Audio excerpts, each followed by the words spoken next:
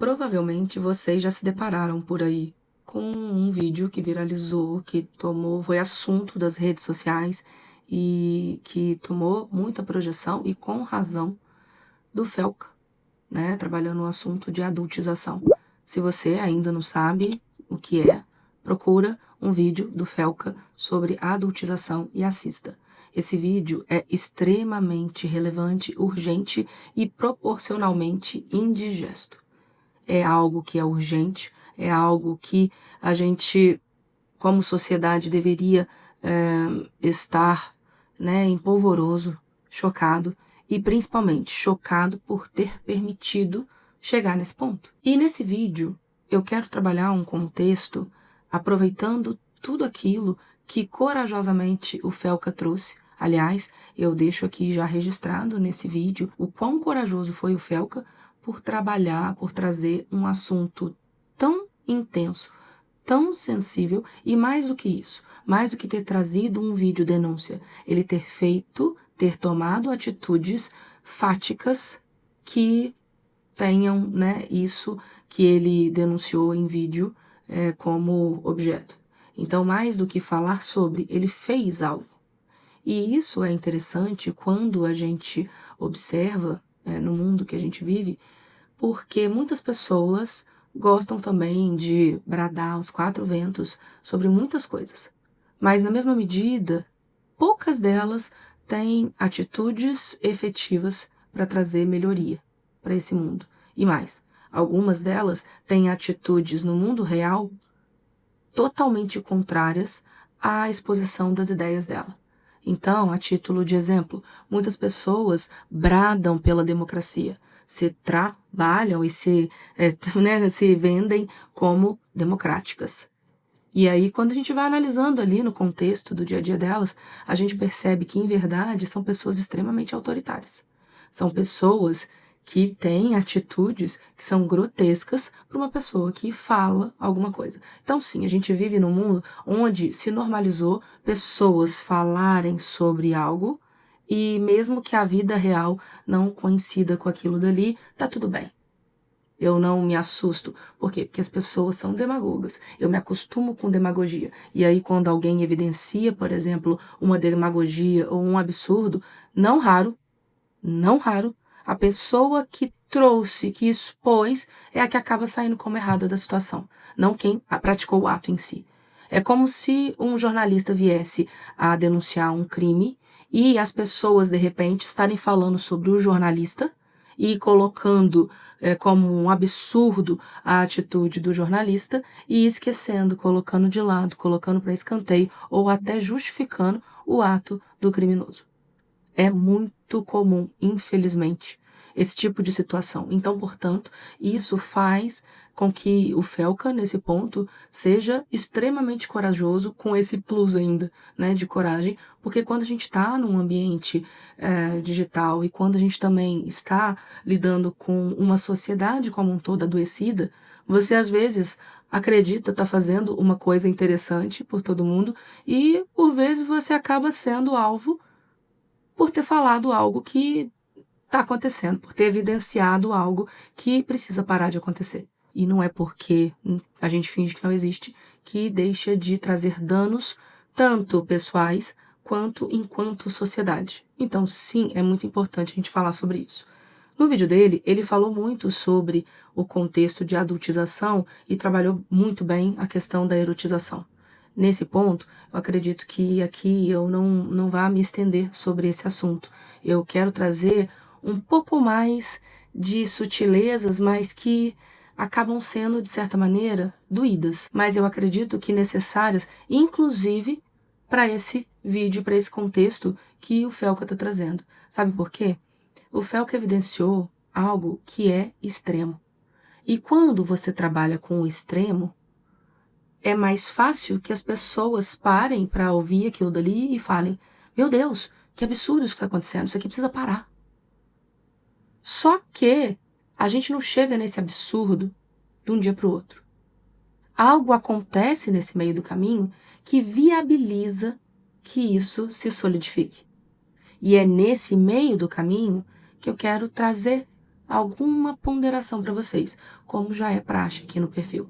Quem acompanha o perfil sabe que, além de eu trabalhar com educação, eu proponho também questões que envolvam um autoaprimoramento, evolução, uma análise para além de uma situação específica e englobe o todo. Quando eu falo do educador, eu falo dele num contexto integral. Eu não trabalho em partes. E aí permito, por exemplo, que incoerências aconteçam nesse meio do caminho, como foi o caso, né, da demagogia, e a gente acha que está tudo bem. A gente, por vezes, perdeu a capacidade, ou então comprometeu, ou teve comprometida a capacidade de se chocar com algumas coisas. E isso se dá por algo que talvez você já tenha ouvido falar, que é a dessensibilização. A dessensibilização é algo extremamente perigoso e às vezes a gente não se dá conta disso. E é essa dessensibilização que permite que situações extremas se concretizem. Então, por isso, eu vou falar delas por aqui e a gente pega e amplia isso para vários contextos. Quando eu falo de educação, eu falo do indivíduo como um todo. Então, a gente vai ter reflexão mais aprofundada em vários aspectos, tá? A questão mesmo da dessensibilização, por exemplo, para mostrar o quão adaptável é em vários contextos, a gente pode falar da nossa relativização moral e até, por exemplo, da aceitação da corrupção. Isso é só um exemplo, assim, para deixar um exemplo bem distante, ou talvez não tão distante, mas assim, num outro contexto que não o da educação infantil, por exemplo, e que vocês consigam compreender que a ideia se aplica da mesma maneira, tá?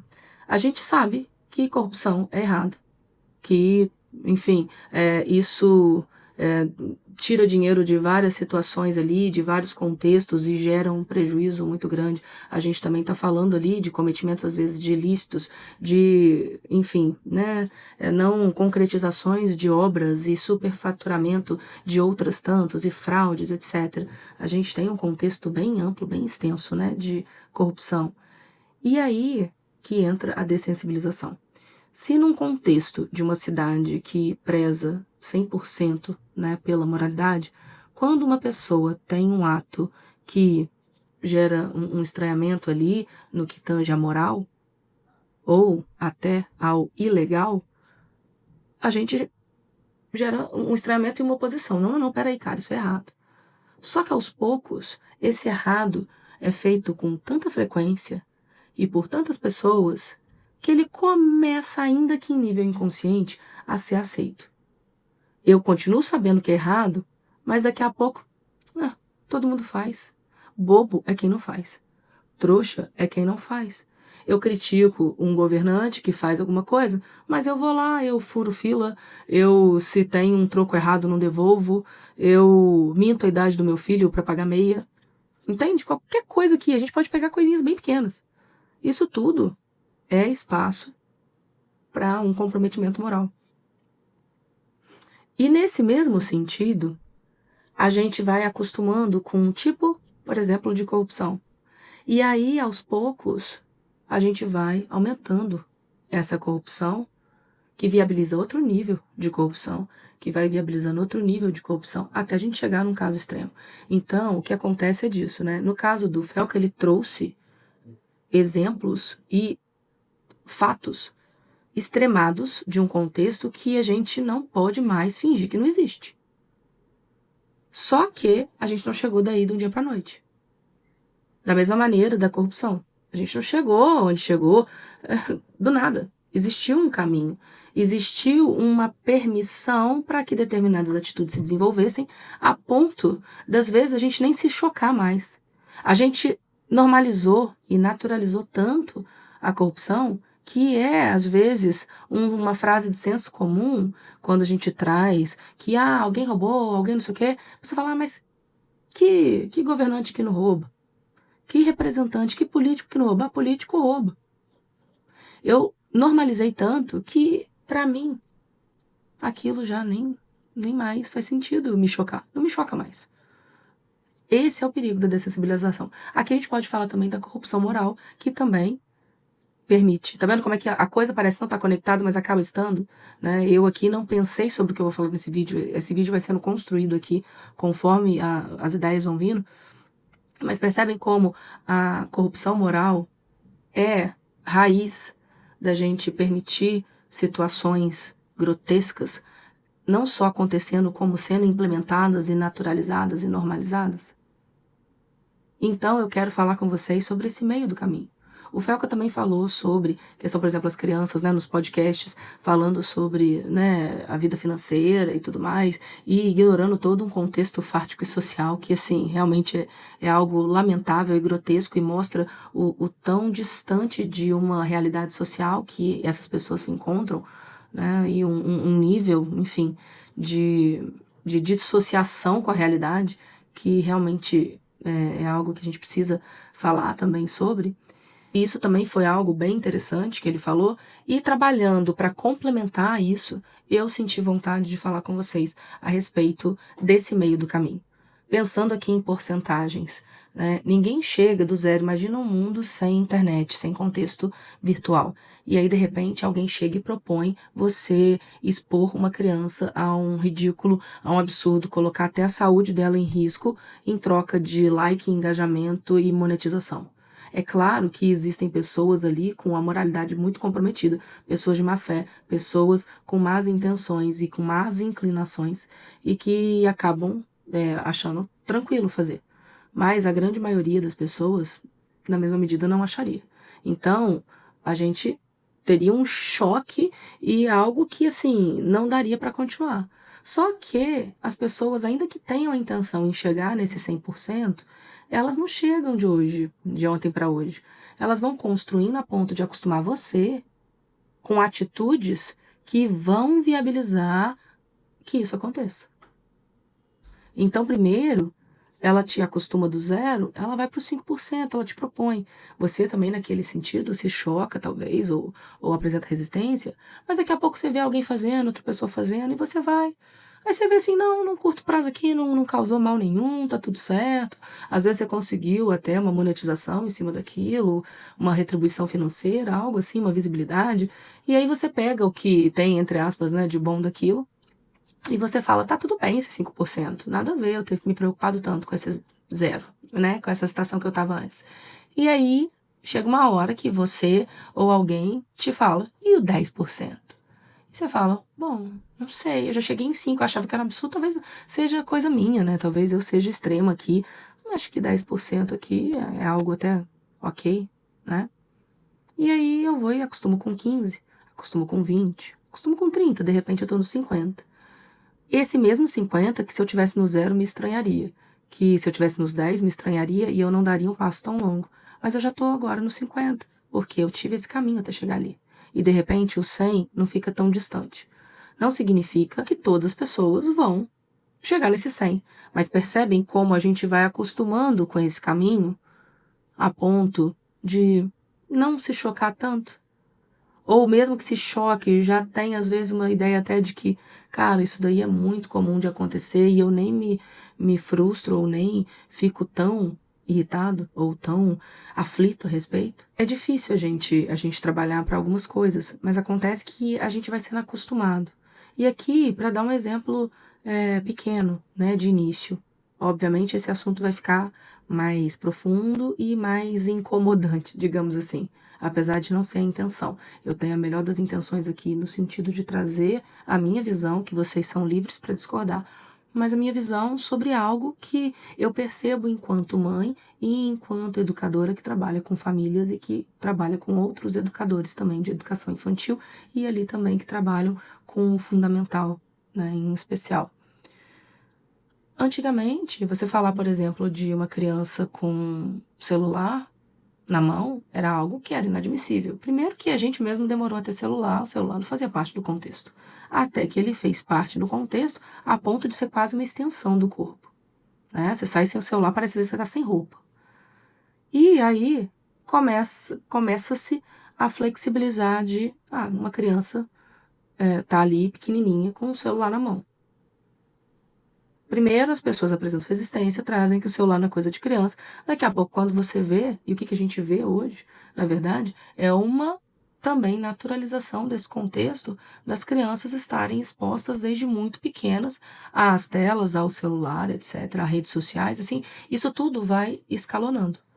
Percebam, a gente vem de um lugar que, por exemplo, não se admitia ter o celular. Depois, a gente admitiu esse celular ali na mão das crianças e às vezes não com a cautela que se deveria ter. E o que com isso? A partir do momento que eu normalizo ali, naturalizo o celular na mão, por exemplo, eu também abro espaço de por que não uma rede social? Aí daqui a pouco, por que não acesso à internet? Por que não um WhatsApp? Por que não sei o quê? Por que não? E daqui a pouco, por que não? Por que não? Por que não? A gente está flexibilizando. Entendem esse contexto? Esse é o contexto da dessensibilização. Às vezes, de eu chegar e fazer esse vídeo aqui e falar sobre o celular na mão de uma criança e ter gente falar, que absurdo, nada a ver, qual que é o problema de uma criança com o celular na mão, blá, blá, blá, blá, blá. Isso, se tem isso, já mostra o nível de dessensibilização e de normalização que a gente chegou. Na verdade, isso só comprova o que eu tô falando, tá? E aí a gente vai chegando um pouquinho mais fundo. Eu estou trazendo essa questão para vocês entenderem a dessensibilização. Quando a gente compreende a dessensibilização, a gente compreende que as pessoas e uma sociedade adoecida e uma sociedade moralmente adoecida que preza cada vez mais pelo superficial, cada vez mais por coisas supérfluas, começa a permitir que situações se implementem sem sequer se dar conta disso. E aqui eu não estou falando num contexto até de ser algo esperado, desejado, buscado. Não. As coisas acontecem muitas das vezes e escalonam na, entre aspas, melhor das intenções. As pessoas não estão se dando conta de que um passo A vai chegar num B, ou querem o mal da criança, ou qualquer coisa que o valha. Óbvio que não. Acontece que esses adultos, também expostos a essa sociedade adoecida, por vezes começam a ceder às pressões sociais porque se veem realmente, literalmente às vezes, pressionados, expostos, isolados. E é difícil a gente lidar às vezes com esse isolamento ou às vezes até com uma crítica, sabe? Não raras vezes, falando, né, de mim, eu ouvi coisas do tipo, cara, você é muito radical. Nossa, você não acha que você é muito firme, rigorosa demais? Nossa, você não acha que você tá super protegendo? Você não acha que você tá exagerando pra caramba? As crianças hoje, elas são muito mais desenvolvidas, elas são precoces. Cara, eu acho que não tem nada a ver, relaxa, a vida é assim mesmo. E tá tudo certo, você tá criando uma tempestade no copo d'água. Infelizmente, eu já escutei muito isso. Acontece que quando a gente observa situações na nossa cara acontecendo dia após dia, a gente fica, às vezes, se lamentando pelas pessoas não perceberem que, às vezes, algumas pré-compreensões e pré-percepções que elas têm, na verdade, possibilitam que outras tantas coisas tristes e lamentáveis aconteçam. Por isso é tão difícil falar, sabe, sobre essas coisas, porque quando a gente está falando em algo que fica nesse meio do caminho, que eu não estou falando de um extremo nem de outro, é difícil, às vezes, que a pessoa que às vezes já está ali comprometida, e às vezes sem dar conta disso, ela também consiga alcançar isso e entender que você está falando, mesmo que discorde em determinada circunstância, mas ela consegue, às vezes, perceber a sua intenção e entender que talvez valha a pena refletir sobre aquilo para ver se cabe ou não cabe na sua vida, inclusive alguma adaptação. Às vezes não se trata de deixar de fazer algo, às vezes a gente precisa só estar atento, sabe? Às vezes a gente só precisa ter cautela, às vezes a gente precisa só de um ajuste. E isso é algo difícil de falar, principalmente quando a gente trabalha com as famílias que estão tão inseridas num contexto que elas realmente não conseguem compreender o que você está falando ali, porque o contexto e a realidade delas é completamente diferente da sua. Então, às vezes, ela está passando por um problema que para você é muito claro, é muito nítido, que é por causa de uma situação X. E até você conseguir ajudar essa pessoa a abrir os olhos e ver aquilo dali, é um trabalho. É algo que às vezes demanda bastante energia, disposição, tempo, cautela, sabe? A gente trazer essa reflexão é bem intenso. Tá bom, Karine, do que você tá querendo dizer então? Eu quero trabalhar com vocês algumas situações desse meio do caminho que talvez valham a pena a gente parar para refletir sobre e ver em que medida isso faz sentido ou não para a nossa vida, ok? E esse meio do caminho que acaba, infelizmente, às vezes abrindo porta para coisas mais complicadas, tá? O que eu tô falando? Exemplo, criança com acesso, às vezes, ilimitado à internet. A gente já viu ali, né, o que o Felca trouxe já, eu não vou me alongar nesse sentido. Mas o que é interessante a gente perceber é que muitos de nós, enquanto pais, permitimos que crianças tenham acesso à internet de uma maneira desordenada, permitindo, às vezes, que assistam coisas não só longe da nossa supervisão, enquanto adultos, como também conteúdos que não são adequados ao contexto da criança. E aí muitos fazem porque todo mundo faz, senão meu filho vai ficar de fora. É o famoso FOMO, às vezes, né? Fear of Missing Out. É interessante a gente falar sobre isso, e sim, existe isso, mas a gente, enquanto adulto consciente, precisa trabalhar isso com a criança e não trazer uma ideia de aceitação social para algo que para você não é válido. Por que hoje em dia a gente tem as crianças aí cada vez mais buscando ser youtubers, por exemplo, né? Ou tendo isso como vida? Por quê? Karine, porque o mundo é outro e hoje existe essa profissão, antigamente não existia, é verdade. Agora, que tipo de youtuber que seu filho quer ser? Quem que é referência para ele? Que tipo de vídeo e que tipo de pessoa o seu filho tá aí adorando, né? E o que essa pessoa faz nos vídeos dela?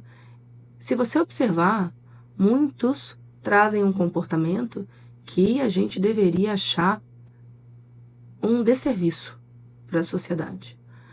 Não só um desserviço, quanto algo que a gente deveria querer longe, porque contribui para um comportamento extremamente negativo da criança. Isso sem falar na formação, na construção do caráter dela dali. A gente tem algumas coisas nesse contexto para falar.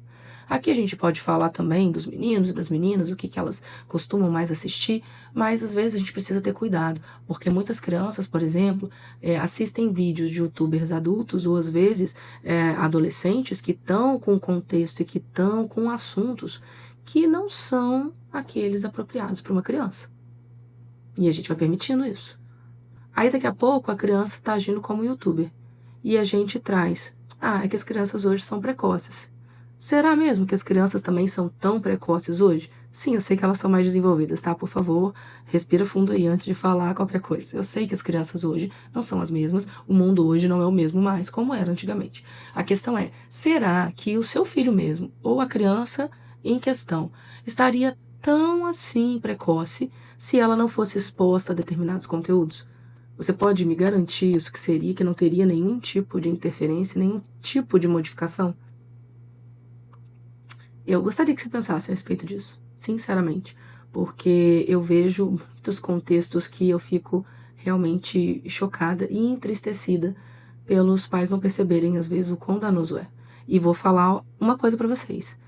Eu atendi famílias já, tanto de criança quanto de adolescente, de pré-adolescente, no caso, que existia contexto de alguns tipos de vídeos e de youtubers que, a partir do momento que pararam de fazer parte da vida daquele ser, aquele ser mudou o comportamento. Vou falar que melhorou assim a ponto de ter 100%, não existe mais um problema, não. Mas a gente percebe claramente alguma diferença nesse contexto. Aqui a gente também fala de tempo de exposição de tela e tantas outras coisas que as pessoas tendem hoje em dia a naturalizar com uma intensidade maior do que há pouco tempo atrás. Mesmo com os órgãos responsáveis, mesmo com todo o estudo que tem em relação ao contexto de telas e comprometimento do desenvolvimento, muitos pais ainda assim vão trabalhar em outro aspecto e vão justificar aquilo e vão trazer que existe o exagero, etc. E ok, cada um com o seu ponto de vista. Eu particularmente discordo de muita coisa nesse contexto de naturalização, mas isso daqui é uma opinião minha e não precisa ser necessariamente a sua. A questão também dos youtubers, por exemplo, e falando principalmente no universo feminino, a gente precisa ter uma cautela muito grande que é a exposição, a comercialização, a questão da necessidade de consumir coisas que são mais de um público adulto. O que eu estou falando? Não sei se vocês já se deram conta disso, mas mais, por exemplo, até do que maquiagem, que hoje em dia, cada vez mais precoce, as crianças cada vez mais estão tendo, né, esse acesso e esse trabalhar, assim, da maquiagem num aspecto que chega a assustar às vezes, né, uma questão de uma vaidade exacerbada que não condiz com a idade, sabe? Com a maturidade em nível de idade. A gente vê hoje em dia o mercado, por exemplo, de cosméticos para pele de crianças subindo e arrecadando, se eu não estiver enganada, bilhões. Sempre tem alguém ganhando e lucrando em cima de autoestima, em cima de insegurança. Deixa eu falar com vocês uma coisa. Vocês têm percebido as crianças de vocês cada vez mais agitadas, inseguras, ansiosas, frustradas, entristecidas, enlouquecidas? Já pararam para pensar o porquê? A gente precisa parar urgente para pensar sobre esses contextos, porque isso impacta na construção do ser. A gente está falando de um cérebro que está em pleno desenvolvimento. E aí eu tô falando de pessoas comercializando em cima, não é nem de, vou pintar uma unha aqui de vez em quando, vou passar uma sombra no olho aqui de vez em quando, não. Tô falando de skincare. Estou falando de crianças com skincare trabalhada num aspecto que nem adultos às vezes fazem. E para quê? Colocando que tipo de substância na pele? Entendem? Existe um risco tremendo nesse contexto que a gente não está falando sobre isso. Então, se você está nesse meio do caminho e se comete algumas dessas coisas que eu estou falando para vocês, eu convido a pensar. Será que realmente é algo válido? Será que eu preciso corrigir a rota? Será que eu preciso pensar de outra maneira? Será que isso que eu faço não está contribuindo para algo que é potencialmente danoso?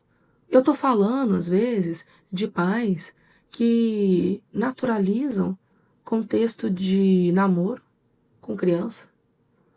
Ai, deixa disso. Eles estão falando de namorado? Não, não tem problema não. Que nada, que criança não namora.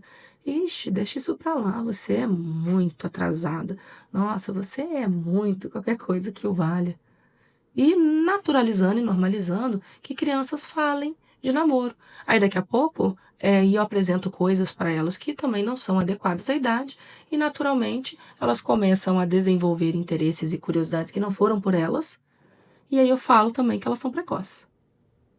Aí eu falo das crianças estarem convivendo sozinhas em vários contextos, em estar definindo quem é que vai, quem não vai em determinado lugar, que querendo os pais longe.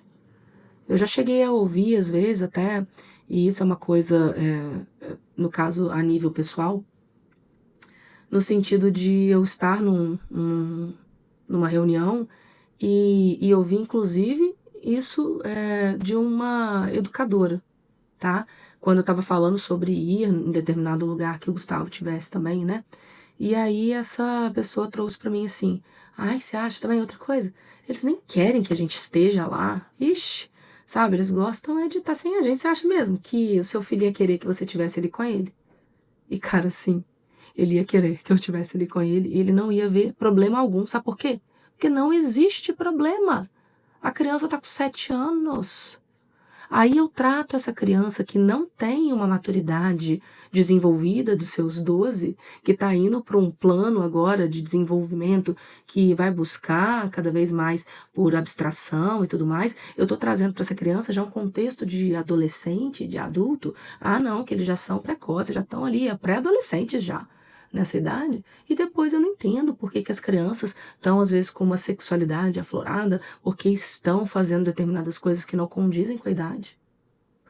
E aí elas começam a ficar ansiosas, por quê? Porque o que elas vivenciam na prática, o cognitivo delas ali, o emocional delas, não consegue acompanhar. Então, em que medida a gente está colaborando para o desenvolvimento dessas crianças? A gente precisa pensar sobre essas coisas, falar sobre isso. Roupas de adulto, falas de adulto, falas de youtubers, por exemplo. Contexto de meninas com roupas extremamente inadequadas para a idade delas e com calçados inapropriados para a idade delas e todo um contexto que é chocante. Aí depois essas crianças, elas, enquanto interagem, trabalham em contextos que te chocam e você não sabe de onde está vindo. Percebe? O problema não é só quando chega lá naquele contexto extremo. Percebe que teve esse meio do caminho. Teve alguém que foi naturalizar que criança pequena tivesse sempre com acesso facilitado ao celular. Mas é só um joguinho no celular. E eu tô tirando do contexto social. Aí daqui a pouco não, mas internet, poxa, não tem nada a ver. Daqui a pouco, deixa ela no TikTok. Deixa ela nos shorts. Deixa ela em qualquer outra coisa, ela tá lá passando. Passa conteúdo que não é apropriado para ela, já entrou no inconsciente dela, já foi exposta à violência e nem sabe. Aí daqui a pouco, ela tá reproduzindo violência, eu não sei de onde veio. Eu não sei o que foi que eu fiz.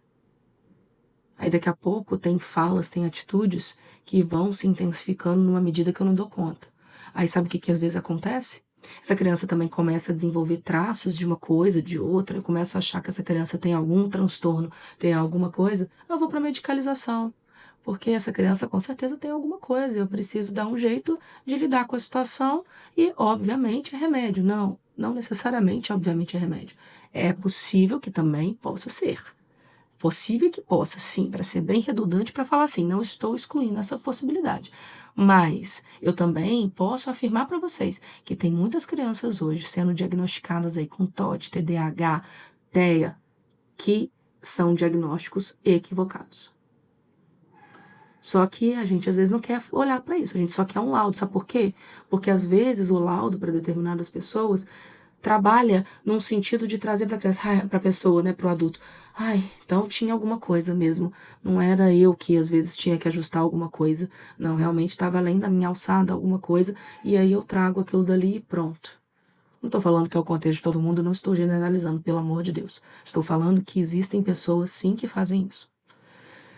E negar que elas existem não vai fazer com que o problema deixe de existir. Outra coisa também que é muito importante a gente perceber enquanto adultos conscientes nesse meio do caminho é em que medida a gente às vezes não está colocando para essa criança um nível de rotina que torne-a quase que um mini adulto. Existem muitos casos em que eu percebo que as crianças têm uma agenda tão intensa, tão frenética que nem eu consigo respirar. A criança sai de uma atividade, vai para outra, vai para outra, vai para outra. Quando você vê, você fala, tá, mas em que momento que essa criança brinca? Em que momento essa criança tem o ócio criativo? Em que momento vocês têm contato e conexão? Não existe, sabe por quê? Quando você pega a criança, ela já tá lá para dormir, no dia seguinte você já deixa ela, às vezes, na escola de manhã, ou tem alguma atividade, ou alguém vai ficar porque você vai pro trabalho, e vocês não desenvolvem vínculo e conexão. Daqui a pouco são estranhos dentro de uma mesma casa. E aí eu não entendo porque essa criança não me obedece, porque essa criança não tem limite, eu quero colocar consequência, eu quero educar. Mas essa criança não me escuta. Eu não consigo fazer nada com ela ali. Ela é impossível. Quanto tempo vocês têm de conexão, de disponibilidade para o filho de vocês? Como está sendo esse contexto, essa educação? Vocês estão permitindo que a criança de vocês seja criança? Eu sei que às vezes a rotina é intensa. E às vezes a gente sem querer, às vezes se já se vê obrigado a deixar, às vezes a criança num, um período integral na escola, já tem uma atividade ou outra, tá, tudo bem. Só que eu vejo também muitos pais desesperados, às vezes, para ter alguma coisa para estar longe dos filhos. E isso é insano. A gente entrou, às vezes, numa caixinha que eu sei que é importante a gente olhar para algumas coisas e sei também que a gente às vezes está cansado, está esgotado, a gente precisa de um tempo para a gente e às vezes esse tempo não vem. Mas a gente precisa ter cautela para remar contra a maré que normaliza e naturaliza de tudo, tá tudo bem, só coloca a criança para longe de você. Só tem oportunidade, toma, vai lá, criança, para ficar longe de mim. É chegar só, às vezes, você vai num restaurante, não, eu só vou em lugar que tem um espaço kids para ela ficar lá para poder comer, olha isso. Não tô falando que não possa acontecer. Entendam e abstraiam essa ideia, tá? Eu tô lá e eu vou ver, não, peraí, tem algum evento para criança ir aqui? Não, toma lá, vai lá que enquanto isso eu tô fazendo outra coisa. Ah, criança, vou colocar em um monte de atividade. Eu já vi, gente. Teve uma amiga minha que era educadora de ensino infantil, que ela ficou horrorizada uma vez com um pai que falou assim com ela: deixa eu te perguntar uma coisa. A menina já ficava integral mesmo, de tipo, ficar de 7 horas da manhã na escola, acho que até 7 horas da noite, praticamente. E aí o pai, de buscar na escola, fala assim: deixa eu falar com você uma coisa. Não tem como, se eu já trouxer o pijama dela, você dá já um banho nela aqui e já colocar o pijama, porque aí no carro ela já dorme e chega em casa eu só coloco ela na cama. Não preciso nem acordar ela. Olha isso. Olha isso. E se você que está me ouvindo não vê nada de absurdo nisso, por favor, reflita no que está acontecendo na sua vida. Eu sei que a gente está muito cansado e que a sociedade exige muito da gente, que o trabalho exige muito da gente, que a vida está muito corrida. Sim, eu sei disso tudo, mas também sei que nós temos filhos e que nós somos responsáveis por esse ser que está em pleno desenvolvimento. E a gente precisa de presença. E a gente precisa se fazer exemplo. Sabe por quê? Se você não está presente, você naturalmente vai deixando de ser referência para essa criança. E sabe o que acontece? Você deixa de ser referência. E quando você deixa esse lugar vazio, alguém preenche esse lugar. Quem que está preenchendo esse lugar? Que valores essa pessoa está colocando na sua criança? Que hábitos ela está construindo? O que ela está naturalizando ou normalizando? Entenda uma outra coisa que é essencial. A gente tem se habituado a uma vida corrida. E eu entendo isso. A questão é que a gente também está sendo induzido a também acelerar a infância. E eu preciso comentar uma coisa com vocês, que é extremamente sensível, mas também entendo como urgente e necessário. A gente tem conseguido ampliar cada vez mais nossa expectativa de vida. Só que essa expectativa de vida vem num contexto de adulto. A gente vai prolongando a nossa vida adulta. E sabe o que a gente está querendo fazer? Ao mesmo tempo em que a gente vivia 40 anos, depois 60 anos, chegando aos 80 anos, mesmo a gente aumentando aqui 20, 30, 40 anos da nossa vida enquanto adultos formados, a gente está querendo acelerar a infância e já reduzir um período que, quando a gente para analisar o todo, é tão pequeno. A gente aqui querendo acelerar a primeira infância, por exemplo, e tratar a criança como não é mais criança não, já é um adolescentezinho. Já tratar a criança de 7 anos como uma criança ali, como um adulto. Tratar adolescentes como adultos feitos. Quanto tempo a gente tem de infância? Quanto tempo a gente tem dessa adolescência? E quanto tempo de vida a gente tem? Então a gente precisa perceber e respirar fundo para não incorrer nessa aceleração e querer acelerar o que não é para ser acelerado. O que vai fazer com que pessoas sejam desenvolvidas e aceleradas num nível que elas não dão conta e, quando chegam lá no mundo adulto, chegam adoecidas. Aliás, muitas delas não estão nem chegando já no mundo adultas ainda, mas enquanto adolescentes já estão extremamente adormecidos ou adoecidos ou desconectados do mundo. O que a gente está fazendo enquanto adulto responsável? Sabe por quê? Porque onde existe, por exemplo, um youtuber que faz, né, ou um influencer ou qualquer coisa, que faz o que fez e que o Felca denunciou, tem uma família por trás que permitiu. Que teve uma família, talvez, que foi ausente, que também, às vezes, uma família, às vezes, que era, né, comprometida ou enfim, desconectada ou não conseguiu dar conta desse contexto e foi permitindo que isso acontecesse, se desenvolvesse, se implementasse e se normalizasse. Normalização de algo que não é para ser normalizado. A aceleração tem sido cada vez mais normalizada. Não seja você parte desse movimento que age dessa maneira e tira tempo precioso da infância que tem sua razão de ser. A gente amplia a nossa vida enquanto adulto, mas não diminui enquanto é criança, não. A gente vai ter o resto da vida para ser adulto. Tratem as crianças como crianças. Percebam o que, no seu dia a dia, vocês podem estar fazendo para contribuir com esse contexto. Tenham autocrítica. não tenham receio ou vergonha de perceberem que, cara, eu tô mandando mal mesmo, eu errei nesse aspecto aqui. E como é que eu faço para voltar atrás ou corrigir a rota? Ou não acho que é tão errado assim, mas às vezes realmente está exagerando. Então, como é que eu faço para trazer um outro contexto aqui? O que que vocês entendem do filho de vocês? O que que vocês entendem dos alunos de vocês? O que que os seus filhos, os alunos, gostam? A que eles estão expostos? O que que eles normalizam? O que que eles naturalizam? Quem eles têm como referência? Lembrem-se disso. Quando não somos referências para os nossos filhos, alguém está sendo. Alguém ocupa esse lugar. Esse lugar não fica vazio. E não achem vocês que porque vocês são genitores ou porque vocês são professores que necessariamente vocês vão ser ali referência para criança, para adolescente. Isso envolve necessidade de presença, de tempo disponível, de conexão.